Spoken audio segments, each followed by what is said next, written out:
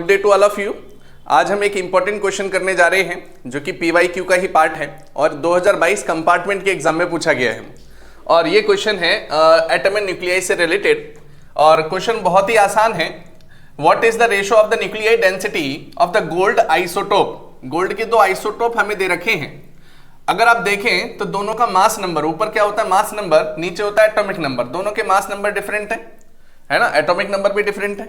तो मुझे यहाँ पे इसकी डेंसिटी के बारे में बताना है कि रेशियो बताओ इन दोनों की डेंसिटी क्या होगी। तो आपको मैं जानकारी दे दूं, हमेशा न्यूक्लियाई की जो डेंसिटी होती थी वो कांस्टेंट होती थी। तो जो भी न्यूक्लियाई होता है, जो भी न्यूक्लियस होता है, उसकी डेंसिटी हमेशा 2 × 10 की पावर 17 kg/m³ रहती है। मतलब अप्रॉक्स सबकी सेम रहती है। उस आधार पर ये कभी मास नंबर पे डिपेंड ही नहीं करता। तो आंसर क्या आ जाएगा 1:1। मतलब दोनों की डेंसिटी इंडिपेंडेंट है मास नंबर के। अब मैं आपके सामने बताना चाहूंगा कि इसकी जो डेंसिटी होती है वो कैसे इंडिपेंडेंट होती है। तो उसको और डिटेल में देख लेते हैं कि डेंसिटी का जो फॉर्मूला होता है वो मास पर यूनिट वॉल्यूम होता है। अगर आप मास की बात करें तो मास नंबर को A से डिनोट करते हैं। एक प्रोटॉन का मास अगर mp मानूं तो टोटल नंबर ऑफ जितने भी पार्ट होंगे उसको A से मल्टीप्लाई करूंगा तो टोटल मास आएगा। वॉल्यूम का फॉर्मूला क्या होता है न्यूक्लियस में, 4/3 πr³ होता है।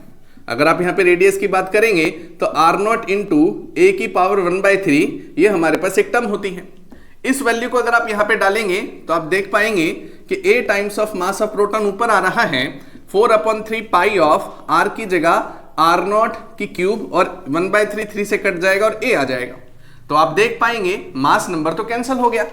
तो इस पूरे एक्सप्रेशन में आप देख पा रहे हैं A कैंसिल होता हुआ नजर आ रहा है, जबकि मास ऑफ प्रोटॉन हम सबको वैल्यू पता होती है।